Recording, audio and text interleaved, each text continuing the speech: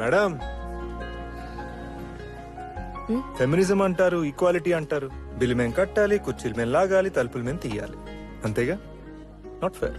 నువ్వే ఎదురున్నా తడుతూనే పిలిచానే నిన్నే ఎవరంటూ, కాలం పరుగుల్నే బ్రతిమాలి నిలిపానే నువ్వే కావాలంటూ. ఉరికే ఉరికే మనసే ఉరికే, దొరికే దొరికే వరమై దొరికే ఎదకే ఎదకే